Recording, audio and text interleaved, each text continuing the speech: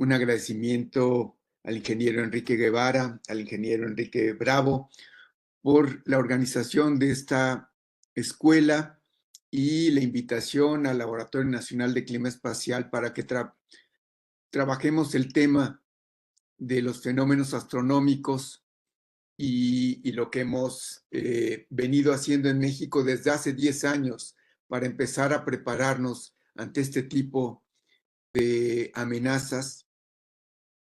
Entonces, están viendo aquí, el marco es una de las fotografías que se tomó durante la aurora boreal del 10 de mayo, de la noche del 10 de mayo, y es el evento del cual les quiero platicar. Bueno,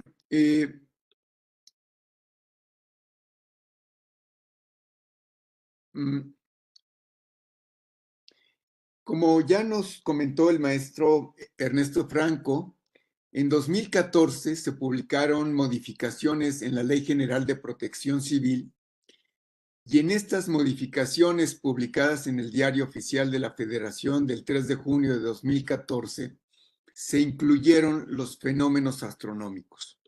Como nos los relató Ernesto, tenemos básicamente, hubo modificaciones en 3 artículos, los cuales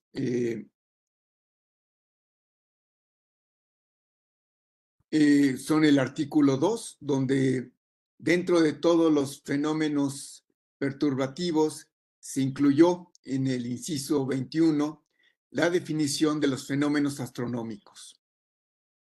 En el artículo 20 se especifica que en el caso de fenómenos astronómicos, la Coordinación Nacional de Protección Civil, el Centro Nacional de Prevención de Desastres y la Agencia Espacial Mexicana trabajarán conjuntamente y en el marco de sus atribuciones a fin de crear y promover las políticas públicas en materia de prevención o atención de desastres ocasionados por objetos que provengan del espacio exterior. Entonces, en 2014 se incluyen los fenómenos astronómicos, pero desde el punto de vista científico no había un servicio nacional que atendiera este tipo de fenómenos. Como ustedes saben, el Instituto de Geofísica de la UNAM es una dependencia dentro de la Universidad Nacional muy particular porque opera servicios nacionales. El Servicio Sismológico Nacional, el Servicio Mareográfico Nacional. Y fue así como en 2014 un grupo de académicos que nos dedicábamos al estudio de la relación Sol-Tierra, nos dimos cuenta de la importancia y de la necesidad de crear un nuevo servicio nacional y propusimos la creación del Servicio de Clima Espacial. ¿Cuál era el objetivo de la creación de este nuevo servicio? Pues vigilar las condiciones del Sol y el viaje de estas perturbaciones en el espacio y cómo alteraban el entorno espacial de la Tierra, provocando eventos de clima espacial. Nos dimos cuenta también que faltaba desarrollar una red de instrumentos propios para medir las condiciones del clima espacial en el territorio nacional. No teníamos datos. Y también que se requería, como ya apareció en alguna de las preguntas que vi en el chat, un sistema de alertamiento para el Sistema Nacional de Protección Civil. Con estos objetivos desarrollamos, se estableció el Servicio de Clima Espacial México del Instituto de Geofísica de la UNAM en 2014 y empezamos a colaborar con el CENAPRED y con la Agencia Espacial Mexicana, estableciendo el Grupo de Trabajo Clima Espacial en México. Este fue en 2015. ¿Y cuál era el objetivo? Empezar a desarrollar políticas públicas para prevenir al país ante los efectos de una tormenta solar y que, como comentaba el maestro Ernesto, pues que empezáramos a desarrollar una gestión integral de riesgos ante este tipo de fenómenos. Entonces, desde el 2015, el Grupo de Trabajo Clima Espacial en México empezó a tener reuniones. Hemos participado ya en en un par de escuelas de NAPROC y sobre todo hemos venido desarrollando una tarea para poder aportar hacia una gestión integral de riesgos ante este tipo de fenómenos. Algunos de ustedes ya conocerán, esta es una infografía que publicó CENAPRED hace más de 6 años, donde al igual que los sismos, los huracanes o las erupciones volcánicas, se empieza a mostrar información general al público, a la población, para explicar qué es el fenómeno y qué estamos haciendo en México. Y bueno, pues esta infografía aquí reseña brevemente cuáles son los sistemas tecnológicos afectados por una tormenta solar y de las cuales les voy a platicar más adelante.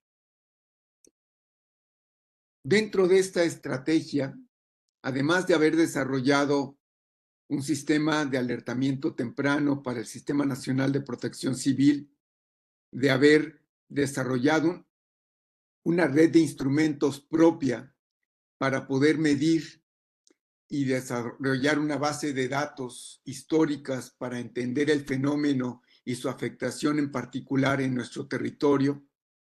En junio de este año publicamos la Guía de Recomendaciones de Clima Espacial, de la cual ya nos platicó Ernesto en la presentación anterior y dio un resumen de todo lo que contiene esta guía de recomendaciones.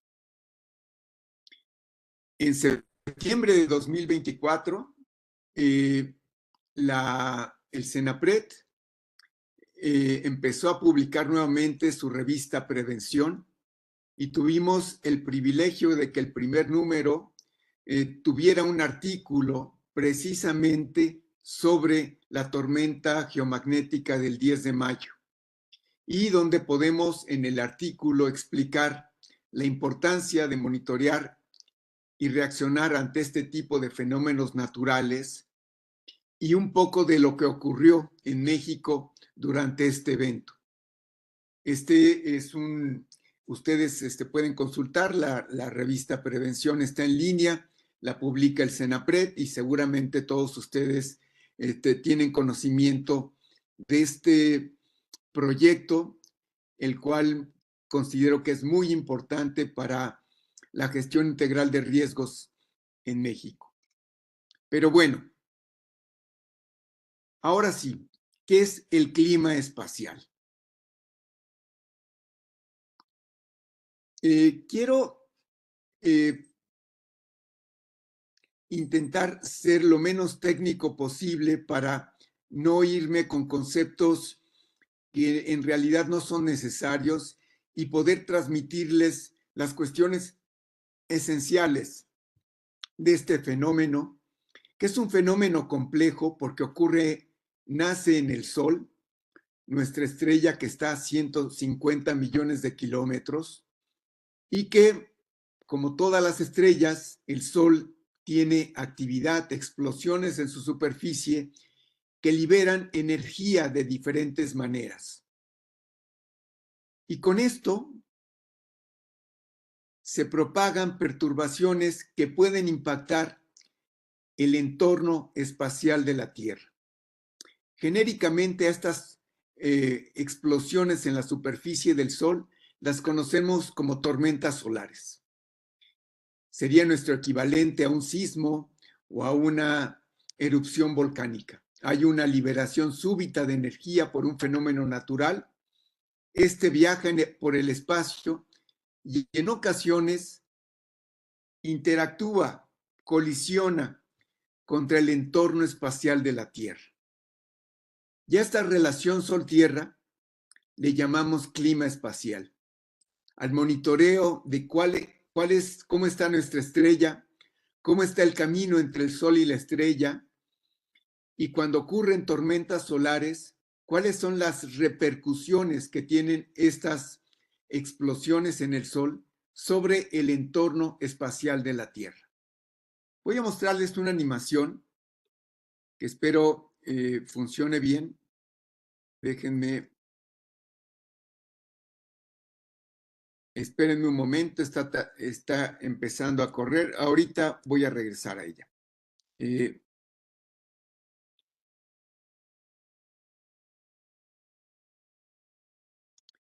Justo la había probado varias veces y ahora no quiere correr.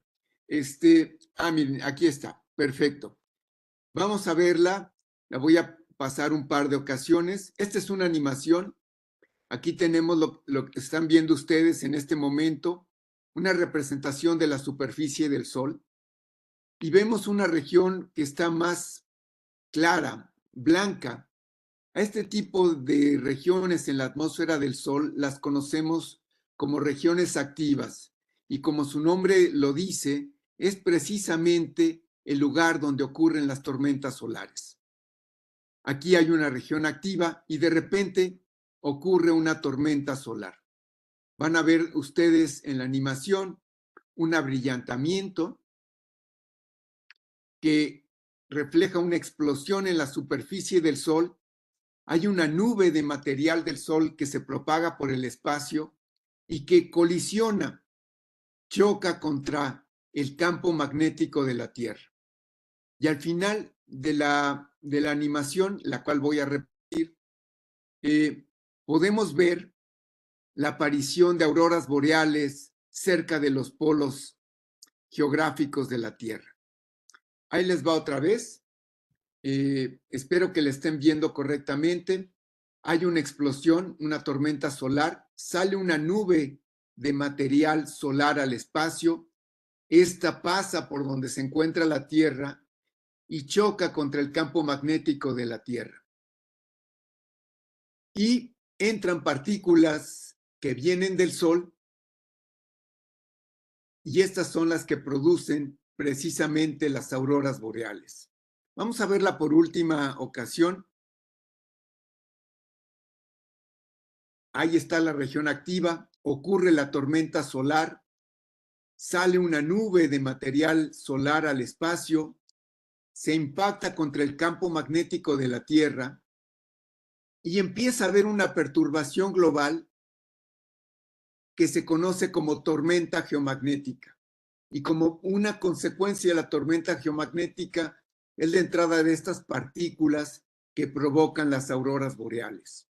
Entonces, en resumen, en el Sol ocurre una explosión, hay una tormenta solar, esta viaja en el espacio, colisiona contra la Tierra, provoca una perturbación global en el campo magnético de la Tierra, que se conoce como tormenta geomagnética, y como consecuencia de la tormenta geomagnética hay entrada de partículas del Sol hacia la atmósfera de la Tierra y provocan las auroras boreales. La tormenta solar ocurre en el Sol, la tormenta geomagnética ocurre en la Tierra. Muy bien. ¿Por qué nos preocupan las tormentas solares? Básicamente porque pueden afectar 5 sectores tecnológicos estratégicos para la sociedad actual. Si no dependiéramos de estos 5 sectores tecnológicos, pues las repercusiones serían probablemente nada más el espectáculo natural que son las auroras boreales. Pero una tormenta solar, al impactarse con el entorno espacial de la Tierra, puede afectar satélites, telecomunicaciones, sistemas de posicionamiento global, la navegación aérea y las redes de generación y distribución de energía eléctrica. Estos 5 sectores estratégicos son vulnerables a los efectos de las tormentas solares. Si nosotros viviéramos en un tiempo donde estas tecnologías no fueran indispensables para nosotros, por ejemplo, en el siglo XIX, cuando ninguna de estas tecnologías se había inventado todavía, pues seguramente las tormentas solares no estarían en las modificaciones de la Ley General de Protección Civil, ni serían un fenómeno que tendría alguna posible repercusión en la seguridad nacional. Pero ahora, en el siglo XXI, donde toda la vida cotidiana depende de estas tecnologías, es que nos hemos vuelto vulnerables a los efectos de las tormentas solares. Fíjense en este diagrama que lo que pretende ser es como aquí estoy resumiendo sectores, infraestructuras críticas, fundamentales para la sociedad. La energía eléctrica, el transporte, los servicios de emergencia, los servicios del gobierno, las operaciones bancarias, electrónicas, el suministro de agua, las comunicaciones y el suministro de gas y petróleo. Todas estas tecnologías están interconectadas. Imagínense una falla global en el suministro de energía eléctrica. Esto provocaría un efecto cascada que afectaría todas las demás tecnologías. No podríamos tener bombeos, no podrían funcionar las bombas que suministran gas y petróleo, fallarían las comunicaciones, no tampoco tendríamos bombas para el suministro de agua potable, habría un colapso de operaciones bancarias y de finanzas, los servicios del gobierno, los servicios de emergencia y el transporte. Todos estos sistemas, estas infraestructuras críticas para la gobernabilidad de un país, se verían afectadas por una falla global en el sistema de suministro de energía eléctrica. Bueno, a manera de resumen, por eso nos preocupa el clima espacial, porque en las tormentas solares, que son estas explosiones que ocurren en la superficie del Sol, pueden propagarse en dirección hacia la Tierra, afectar el entorno espacial de la Tierra, y con esto, esta perturbación global que provocan en el entorno espacial de la Tierra, afectar tecnologías críticas para la sociedad. Y precisamente al estudio y al monitoreo de esta interdependencia entre el Sol, sus explosiones, sus tormentas solares y sus efectos en la Tierra, es lo que conocemos como el clima espacial. Déjenme ahora contarles lo que pasó en mayo de este año. Lo que aquí les estoy mostrando es un gráfico como que representa la evolución de lo que conocemos como el ciclo solar. El Sol, como ocurre con los huracanes, tiene una temporada. En 2020, vemos que en la gráfica estábamos en un mínimo. Era el mínimo de actividad solar. El Sol estaba prácticamente dormido, no tenía explosiones importantes y vivíamos en un estado muy quieto en cuestiones de clima espacial. No había tormentas solares y pues ahora sí que en la Tierra y en el Servicio de Clima Espacial estábamos muy tranquilos. Pero el Sol tiene un comportamiento cíclico. A este se le conoce como el ciclo solar, que tiene una duración de aproximadamente 11 años. El mínimo, que se alcanzó en 2020, también marcó el inicio del siguiente ciclo, que es el ciclo solar 25, el que estamos viviendo actualmente. El Sol empezó a despertar, empezaron a aparecer regiones oscuras en su superficie que se conocen como manchas solares, y es en estas manchas solares donde ocurren las explosiones, las tormentas. El número de manchas empezó a crecer y se volvieron cada vez más grandes y más complejas. Y llegamos al 2024 y 2026, que es justo el periodo de máxima actividad del ciclo solar que estamos viviendo actualmente, del ciclo solar 25. Después del 2026 esperamos que la actividad solar empiece a descender, el Sol empieza a perder sus manchas y va a volver a dormirse y llegar a su mínimo entre el 2030 y 2032. Pero justo estamos en el 2024, terminando el 2024, y estamos en el periodo de máxima actividad solar del presente ciclo. Estamos en la temporada de huracanes solares. Así que miren qué conveniente que hace 10 años, en 2014, se modificó la Ley General de Protección Civil, creamos el Servicio de Clima Espacial, empezamos a desarrollar una red de instrumentos y empezamos a desarrollar políticas públicas para prepararnos ante los efectos del máximo de actividad solar que se iban a alcanzar una década después, la que estamos viviendo en este momento. Bueno, ¿qué pasó en mayo del 2024? Esta es una fotografía de la superficie del Sol, como se encontraba el Sol el 8 de mayo de 2024, y pueden ver una gigantesca región oscura en la superficie del Sol. Esto es lo que conocemos como las manchas solares.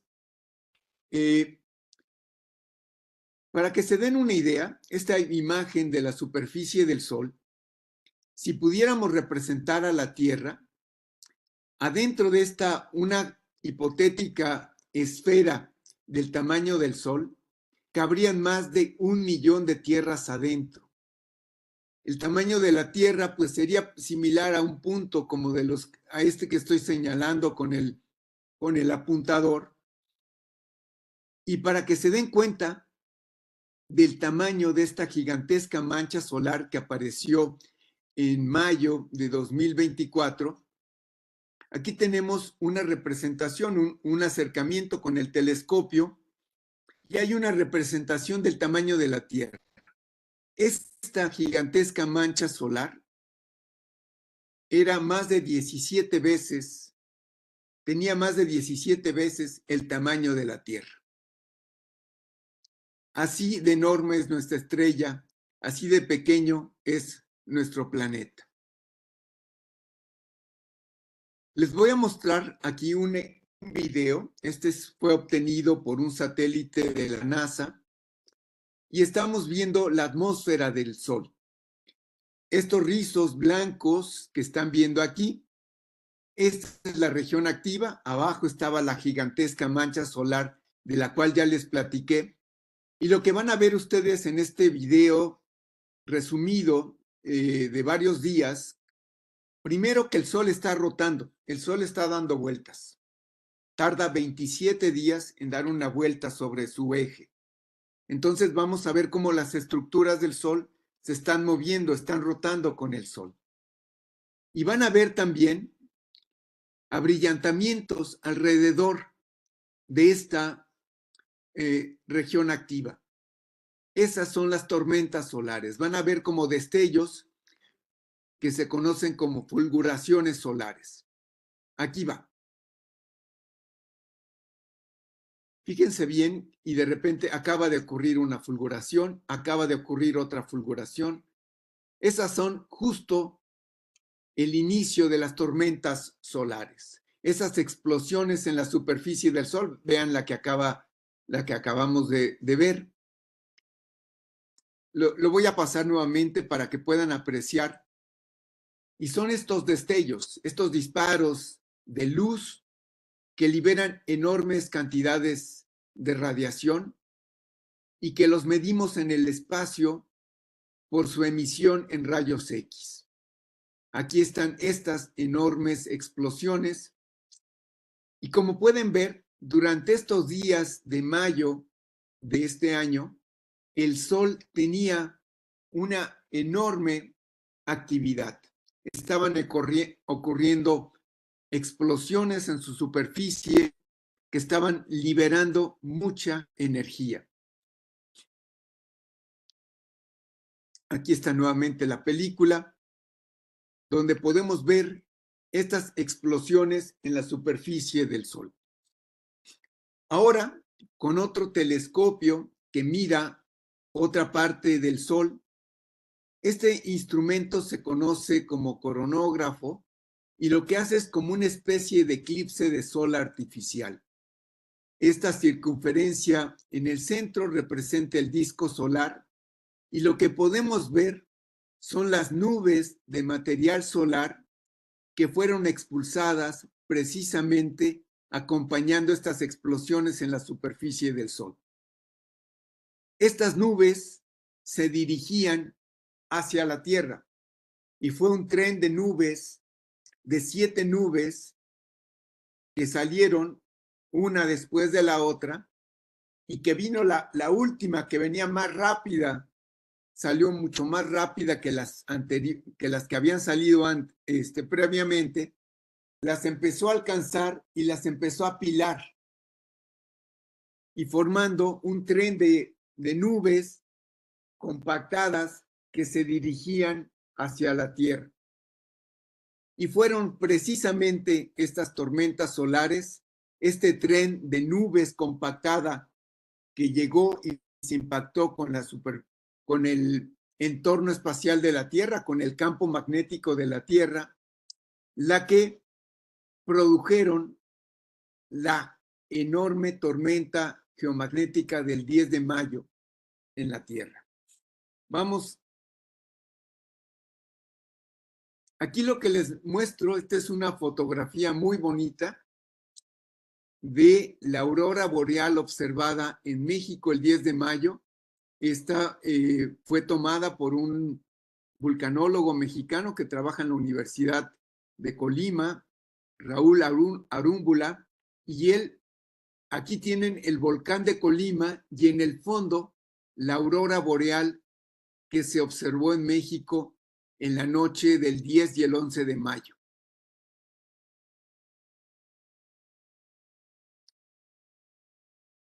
En esta tabla les quiero mostrar una recopilación que lo hizo la doctora Elsa Sánchez, de los registros en redes sociales donde se reportó el avistamiento de la aurora boreal en México durante la tormenta geomagnética del 10 de mayo.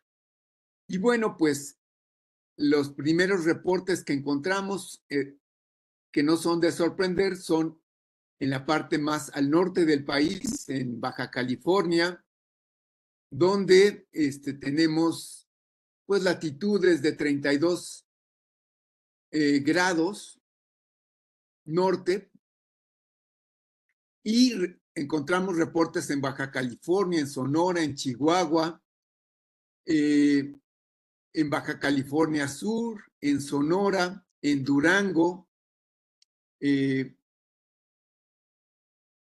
pero también encontramos reportes en Tamaulipas, San Luis Potosí, Yucatán, Quintana Roo, Nayarit, Jalisco, Hidalgo, Michoacán, Estado de México, Colima, inclusive hasta Oaxaca. La aurora boreal del 10 de mayo fue un evento tan intenso que el óvalo auroral o la zona donde se produce este fenómeno natural bajó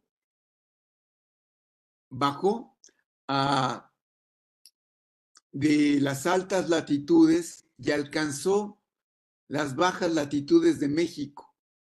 Y como pueden ver, inclusive encontramos reportes de este fenómeno en Oaxaca.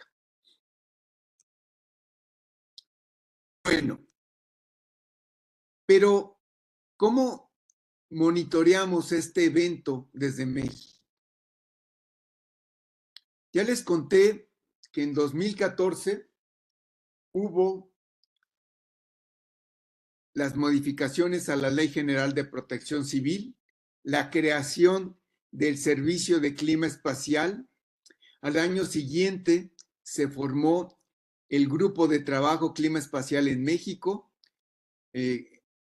establecido por el CENAPRED, la Agencia Espacial Mexicana y el Instituto de Geofísica de la UNAM, pero donde participan representantes de la Comisión Federal de Electricidad, de las Fuerzas Armadas, del Instituto Federal de Telecomunicaciones, del Centro Nacional del Control de Energía, en fin, de varios sectores estratégicos que pueden verse afectadas por los efectos solar intensa en México. Pero este primer diagnóstico nos dimos cuenta que no teníamos infraestructura propia que nos permitiera medir el fenómeno desde México. Y sin datos no podemos hacer estudios científicos. Y sin estos estudios científicos no podemos conocer realmente cuál es el efecto y los daños que pueden provocar estos fenómenos naturales sobre nuestros sistemas tecnológicos estratégicos. Y fue así como en 2016 creamos el Laboratorio Nacional de Clima Espacial, el ANSE. El ANSE opera el Servicio de Clima Espacial en México y es una colaboración entre la UNAM y la Universidad Autónoma de Nuevo León, y ahora también participa la Universidad Autónoma de Baja California. Y empezamos a desarrollar una red de instrumentos donde en este mapa que les estoy mostrando del territorio nacional podemos ver que tenemos instrumentos en Yucatán, en Quintana Roo, en Chiapas, en Veracruz, en Puebla, en la Ciudad de México, en el Estado de México, en Querétaro, en Michoacán, en Sinaloa, en Nuevo León y en Baja California. Con esta red de instrumentos estamos empezando a medir y registrar los efectos del clima espacial sobre México. ¿Con qué fin? Pues con el objetivo de desarrollar el conocimiento científico que nos permita valorar la vulnerabilidad de nuestros sistemas tecnológicos estratégicos ante estos fenómenos naturales.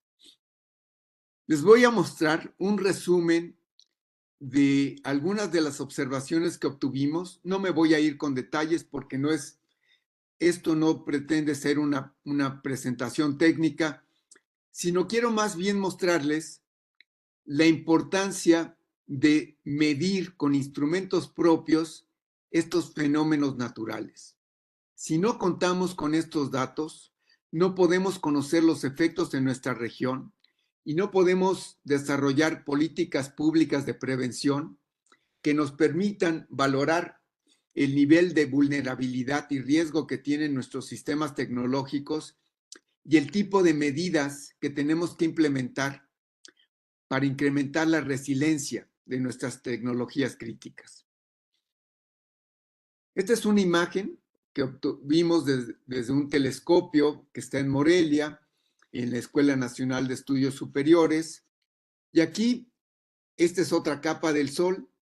Aquí está la gigantesca mancha solar, donde se produjeron las tormentas solares que eventualmente produjeron la tormenta geomagnética del 10 de mayo y el avistamiento de auroras boreales en México. Tenemos una red de antenas que miden explosiones en el Sol y que aquí tenemos justo la observación que yo les mostraba con el satélite de la NASA en la película donde se ven las explosiones en la atmósfera del Sol, pues nosotros, utilizando nuestros sistemas, podemos también medir su contraparte en su emisión en radio y detectar cuándo están ocurriendo estas tormentas. Entonces, estos gráficos de abajo lo que están mostrando pues es la medición con nuestros instrumentos de cuándo ocurrieron las tormentas del 9 de mayo, la más, donde salió la nube más rápida, que empezó a apilar todas las nubes que venían antes y que fue justo este tren de nubes el que provocó que tuviéramos la tormenta geomagnética más severa de los últimos 20 años. Este es el observatorio que está ubicado en Cueneo, Michoacán. En el fondo ustedes pueden ver un arreglo de antenas que se conoce como MEXAR. Y este arreglo de antenas permite monitorear la propagación de tormentas solares que entre el Sol y la Tierra. Y con esta antena, que mide 140 metros en la dirección este-oeste, 80 metros en la dirección norte-sur, un rectángulo que ocupa más de casi 10,000 metros cuadrados de área, podemos visualizar, aquí está el Sol en el centro y todos estos puntos son mediciones que obtenemos con nuestro arreglo, la propagación de estas nubes entre el Sol y la Tierra. Asimismo, tenemos una red de estaciones magnéticas de las cuales nos va a hablar más adelante el doctor Pedro Corona. Y con esta red de estaciones magnéticas estamos midiendo cómo se perturba el campo magnético en la región de México. Aunque es un fenómeno global que afecta a todo el planeta, cada región del planeta tiene un comportamiento particular y diferente, por lo que es fundamental medir desde diferentes puntos del país el comportamiento del campo magnético para conocer cuál es la respuesta, qué está pasando en México y cuáles son las diferencias en diferentes zonas del país. Y aquí, sin irme en muchos detalles de los cuales les va a platicar el doctor Pedro Corona, pues aquí tenemos un gráfico del evento del 10 de mayo y las barras rojas representan cuándo ocurrió la tormenta. Aquí vemos un periodo de más de 40 horas con barras rojas indicando un nivel de perturbación muy severo. Estábamos viviendo entre el 10 y hasta después hasta el 12 de mayo, los efectos de la tormenta geomagnética más intensa que hemos vivido en los últimos 20 años. También otra cuestión que estamos monitoreando y de la cual nos va a hablar la doctora María Sergueva en una próxima presentación son los efectos en la alta atmósfera de las tormentas, de los efectos en la alta atmósfera de las tormentas solares sobre México. Y esto se mide con una red de estaciones ionosféricas que nos va a platicar la doctora Sergueva, pero nada más aquí les muestro el mapa de dónde están ubicadas estas estaciones, en Baja California, en Nuevo León, en Michoacán, en Yucatán y en Chiapas. Y pues las mediciones que obtuvimos para este evento, donde medimos la perturbación en la alta atmósfera sobre México más intensa que tenemos registrado. Esto ha roto todos nuestros récords, pero de esto les va a platicar la doctora Sergueva más adelante. ¿Por qué nos interesan estas perturbaciones en la alta atmósfera, porque justo son las que interrumpen las comunicaciones. Afectan las señales de radio y afectan las señales de los sistemas de posicionamiento global, creando errores en los sistemas GNSS de posicionamiento y de marca de tiempo. También, como nos va a platicar más adelante el doctor Luis Javier González, tenemos instrumentos en la Ciudad de México y en Puebla para medir el flujo de partículas energéticas que salen con estas tormentas solares. Y estamos monitoreando el comportamiento de estas partículas desde nuestros dos observatorios. Y aquí no me voy a meter con la gráfica, pero podemos ver los datos que obtuvimos durante el evento de mayo. Aquí pueden ver los días. Aquí está el 10 de mayo. Y un evento que en partículas en rayos cósmicos duró desde el 10 de mayo hasta el 30 de mayo.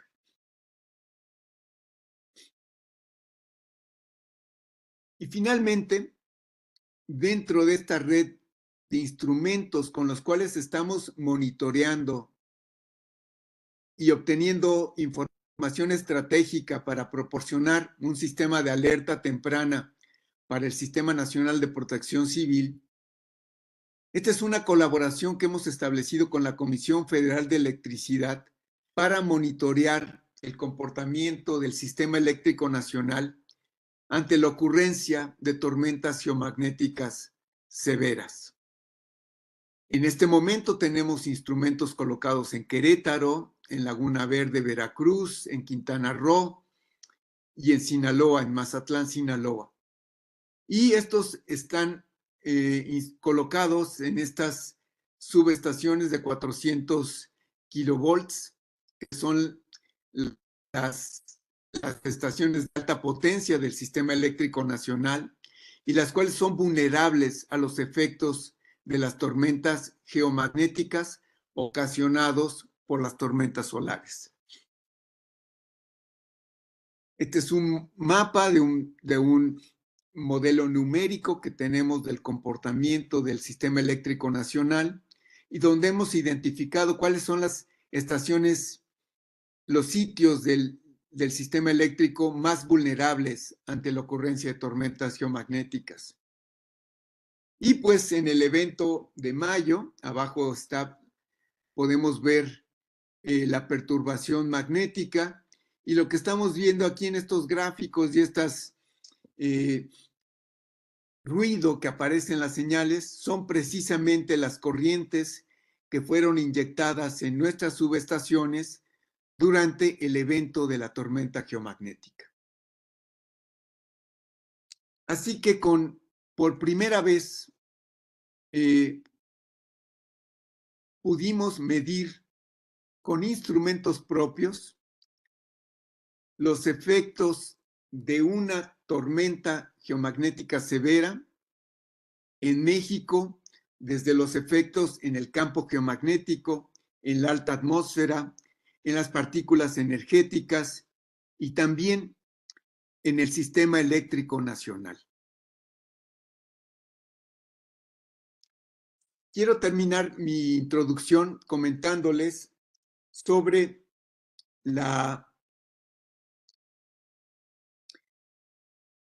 también lo que el Servicio de Clima Espacial comunicó a la sociedad durante el evento del 10 de mayo. Este es un boletín de prensa que publicamos a mediodía del 10 de mayo, unas horas previas a que empezara a ocurrir la tormenta geomagnética, donde el Servicio de Clima Espacial México, CIESMEX, que son Servicio de Clima Espacial México, del Instituto de Geofísica de la UNAM, informaba a la sociedad sobre los efectos en el entorno de la Tierra que pueden provocar las tormentas solares ocurridas en las últimas 48 horas. Fíjense que aquí era muy interesante que aunque sabíamos que iba a ocurrir un evento severo porque teníamos datos de lo que había ocurrido en el Sol y del tren de nubes que se estaba aproximando hacia la Tierra, nadie en el mundo en ese momento hubiera podido predecir que la tormenta solar, los efectos de la tormenta solar sobre la Tierra, o sea, la respuesta geomagnética, la tormenta geomagnética, iba a ser tan intensa que inclusive se iban a ver auroras boreales en México. Pero cumplimos como Servicio Nacional dando el alertamiento de lo que sabíamos que podía ocurrir y que teníamos que avisar a la sociedad.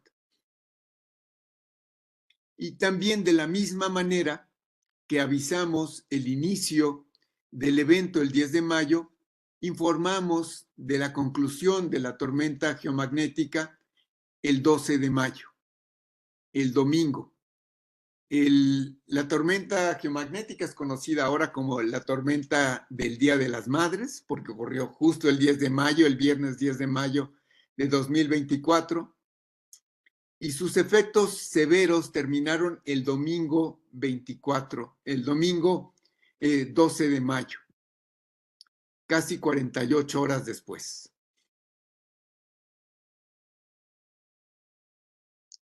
Así que bueno, esta es la introducción que quiero darles sobre el tema.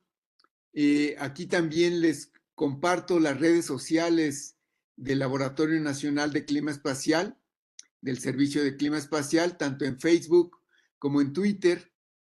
En Twitter tenemos un sistema de alertas automáticas, de avisos automáticos, que como el Servicio Sismológico Nacional estamos reportando cuando ocurre algún fenómeno de actividad solar que puede tener repercusiones sobre la Tierra.